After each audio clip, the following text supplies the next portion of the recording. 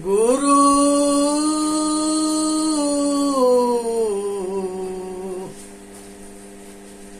गुरु ब्रह्मा गुरु विष्णु गुरुदेव महेश्वर गुरु साक्षात् परब्रह्म तस्मै गुरुवे नमः। संसार के अंदर गुरु जो है साक्षात परमात्मा होते हैं। मनुष्य के जन्म बहुत भाग्य से मिलता है। सतगुरु सच्चा गुरु संत सत्संग बहुत भाग्य से मिलता है। अपने कल्याण की इच्छा बहुत भाग्य से मिलता है होता है। संत के शरण बहुत भाग्य से मिलता है। ये संसार में 33 करोड़ के जो देवता के नाम के प्रचलन है, ये नासमझी की वजह से है। हमारे वेद में 33 प्रकार के देवता के विषय में बताया गया है। वो 33 प्रकार के देवता के विषय में दास आज परिचय करेगा, इसके परिचय देगा। संसार के अंदर जो है 33 करोड़ देवता ना होते हैं, 33 प्रकार के होते हैं। अब वो प्रकार क्या है वो बताते हैं। पृथ्वी, जल, अग्नि, वायु और आकाश, इसको पंच महाभूत कहते हैं और इसको प्रकृति भी कहते हैं। संसार के सृष्टि प्रलय यही करती है और सब मनुष्य के शरीर के रचना भी यही करती है। कुछ अज्ञानी जो है ये प्रकृति के सृष्टि प्रलय और प्रकृति के पुरुष के भी रचना किसी और से करा देते हैं। ये केवल शब्द मात्र है। उसके बाद से जो है 5 जो है ज्ञान इंद्रिया होती है। आंख, कान, नाक, जीभ और त्वचा, ये 10 हो गए। ये 5 ज्ञान इंद्रिया है। अब 5 विषय होता है।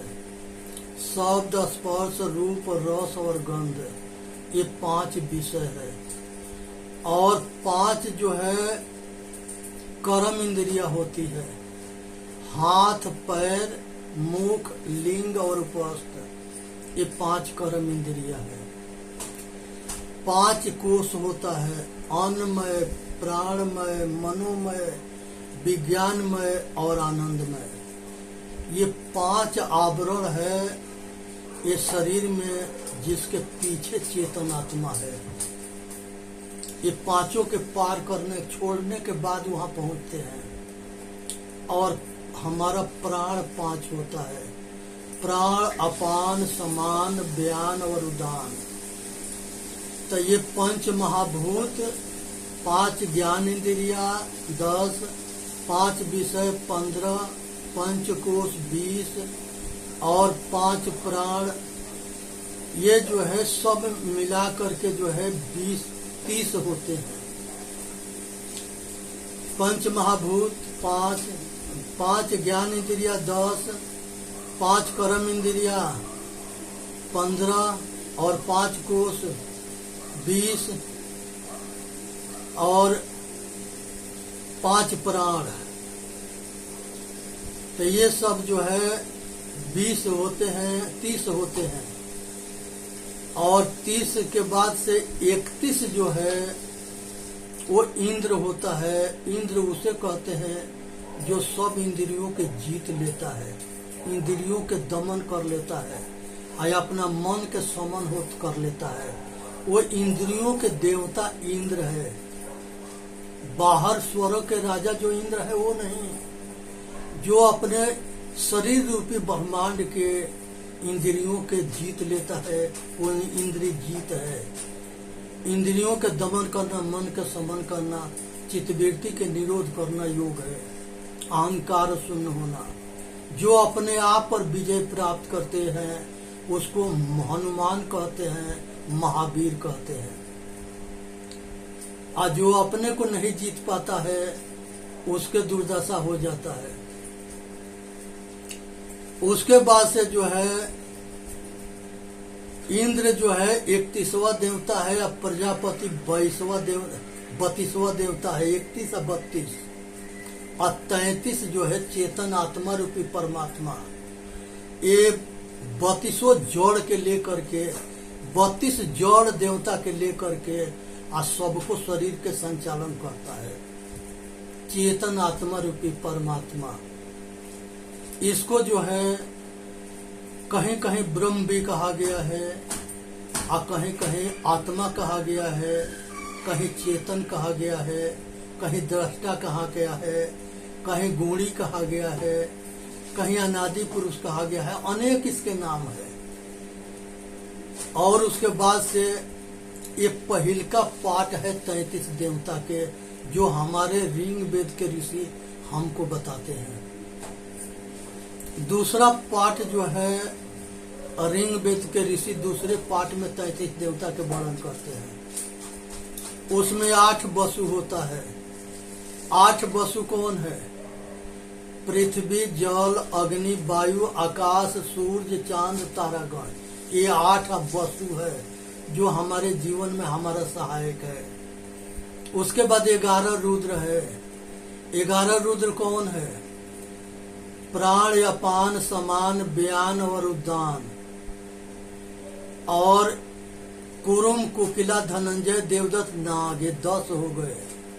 11वां चेतन आत्मा है, इसको 11 रुद्र कहते हैं। वो 8 वसु और 11 रुद्र। अब 12 आदित्य होता है। 12 आदित्य में जो है चैत, बैसाख, जेठ, आषाढ़, सावन, भादो, कुआर, कार्तिक, अगहन, पूस, माघ, फागुन, ये 12 महीना हिंदी जो है 12 आदित्य है। और एक आदित्य सूरज को भी कहते हैं। सूरज को इसलिए आदित्य कहते हैं कि जब वो उदय होता है तो संसार के अंधेरा के अंत कर देता है और उजाला कर देता है और दिन हो जाता है। और उसी तरह से आत्मज्ञान जो है जब प्रकट होता है हृदय के अंदर तो अज्ञानता के नाश हो जाता है। आज जरूरत है कि ये संसार के अंदर मनुष्य जो है अंधकार के, अज्ञानता के नाश करके आत्मज्ञानी बने। कृष्ण भगवान गीता में कहते हैं कि हे अर्जुन, जिसको आत्मज्ञान हो जाता है और जो ये जान जाता है कि हम किसी के मारेंगे तो हम मारे जाएंगे, हम दुख देंगे तो दुखी होंगे, वो किसी को कैसे दुख दे सकता है और कैसे किसी को मार सकता है। आत्मज्ञानी कभी किसी को मारता ना है, क्योंकि वो जानता है कि सब घट घट में हमारे जैसे हमारा भाई चेतन आत्मा है, तो वो कभी किसी को नहीं मार सकता है। संसार के जितने पाप होते हैं हमारे अज्ञानता के कारण होते हैं। जब हम अज्ञान होते हैं, हम कर्म फल भोग नहीं जानते हैं, तो हम काम करने में कुछ भी कर देते हैं। लेकिन जब ज्ञान हो जाता है कि हमारे कर्म फल के बदले में दुख के बदला दुख और सुख के बदला सुख मिलता है, तो किसी को दुख नहीं दे सकता है। कृष्ण भगवान गीता में कहते हैं कि हे अर्जुन, जिसके आश्रित तत्व है वो कभी मिट नहीं सकता, और जिसके आश्रित तत्व नहीं है वो कभी हो नहीं सकता। इसके मतलब है कि प्रकृति और पुरुष ये 2 है। इसके अस्तित्व तो सदा रहेगा, पीछे था, आज है, आगे रहेगा, तीनों काल में रहता है। और इसके अलावा जितने कल्पना रूपी देवी देवता है उसके अस्तित्व तो न पीछे था, न आज है, न आगे रहेगा। ये तो अंधन के धंधा है, धूर्तन के धंधा मूर्ख चलाते हैं।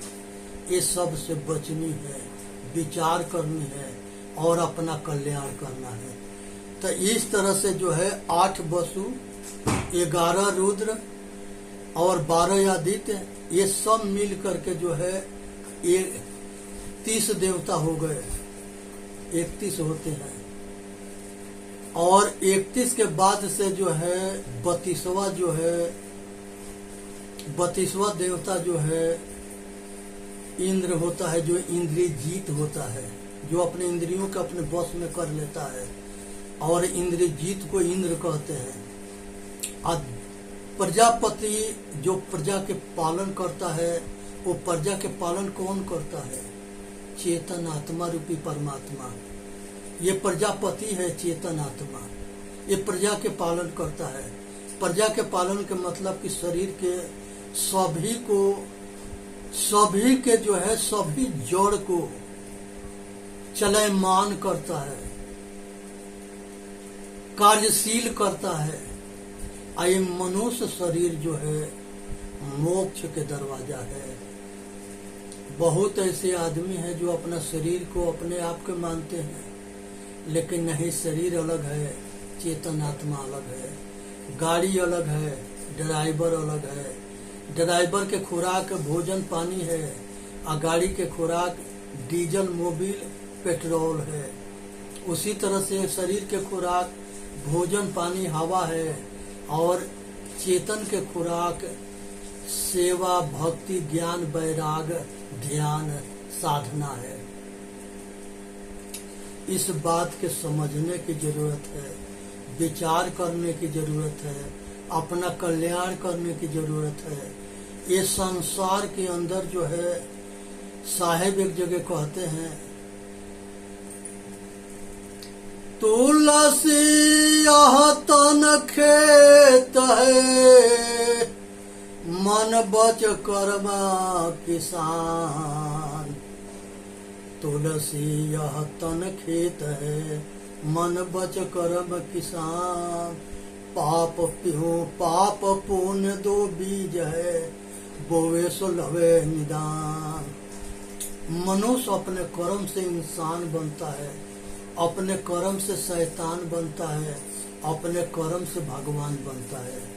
जिस स्वर्ग की कल्पना किया गया है वो स्वर्ग में मरने के बाद जाता है, आ जाने के बाद कोई आता ना है तो वो स्वर्ग के किसने कहाँ से जान लिया? ये धूर्तन के धंधा है, मूर्ख बनाया गया है। इसे बचने की जरूरत है। स्वर्ग सुख को कहते हैं। अच्छे संपन्न परिवार में जन्म होना, अच्छे माता पिता परिवार में जाना और संपन्न होना, निरोग होना, ये चीज जो है स्वर्गीय सुख के पहचान है। नरक के पहचान है। दलिद्र घर में पैदा हो जाना, कमाते कमाते मर जाना, टाइम पर न रोटी मिले, न खाना मिले, न पानी मिले, सोना छुए तो मिट्टी हो जाए, सारे सपना अधूरा रहे, आ लाचार आ विवश मजबूरी में पूरी जिंदगी बीते। ये नरक है। रोगी बन करके खाट पर कराहना, इसलिए जो है ये सब नरक है। ये हर चीज जिधर नजर घुमावे दुख ही दुख है। आज जो संपन्न जो अच्छे कमाई वाले होते हैं वो जिधर नजर घुमाता है तो सुख ही सुख होता है। आज जब इससे भी ज्यादा खराब कर्म होता है तो वो पशु बनता है, पक्षी बनता है, कीड़ा मकोड़ा बनता है, मछली बनता है। अब ये विचार करने की विषय है। एगो जो है बराह भगवान पैदा हुए, वो बराह सुअर को कहते हैं, और वो सुअर टट्टी खाता है और वो सुअर के लोग मार के खा जाते हैं। ये धर्म है कि अधर्म है? अपना खोपड़ी के ताला खोल के विचार करो। उसके बाद एगो भगवान जो है मछली अवतार लिए, मत्स्य अवतार। आदमी जो है बीन बीन के वो भगवान मछली के मार के खा गया। पीछे खाता था, आज खाता है, आगे खाता रहेगा। और सरकार इसके बढ़ावा देती है। सुअर पाले, मछली पाले। एगो कछुआ भगवान हुआ था, कच्छप अवतार। वो कछुआ के भी मार के शैतान खा जाते हैं। सगरी भगवान के मार के खा गए। आज एक जो है घोड़ा भगवान हुए थे, हर्ष। अब जो है वो घोड़ा भगवान के भी गौ मेघ जग में गौ के मार के खा जाते हैं। नर मेघ में जो है आदमी के मार के खा जाते हैं। और गौ मेघ में गौ के इसी तरह से कुल यज्ञ के नाम पर जो है पशुओं के काट के मार के खा जाते थे। ये धर्म है कि अधर्म है? कुछ ऐसे हैं जो गाय के, भैंस के, बकरी के, माता के, ऊँटनी के दूध सबने पिया है, अगर उसके मांस भी खा रहा है तो ये धर्म है कि अधर्म है? विचार करने की जरूरत है। कहें कि ये प्रकृति के नियम में जो बोएंगे वही काटेंगे। कर भला तो हो भला, कर बुरा तो हो बुरा। 4 वेद 6 शास्त्र में बात मिली है दो, दुख देत दुख होत है, सुख देत सुख हो। दुख दोगे तो मरोगे, दुखी रहोगे, और सुख दोगे तो सुखी रहोगे। इसलिए सभी भाई से ये दास के अनुरोध है कि ये वीडियो सब तक ले पहुंचा देनी है और अपना सुनना है, बोलना है, अपना कल्याण करना है। इसी में मानव जाति के कल्याण है। बोलिए, वीडियो के लाइक करें, सब्सक्राइब करें। बोलिए सतगुरुदेव की जय। साहेब बंदगी, साहेब बंदगी, साहेब बंदगी।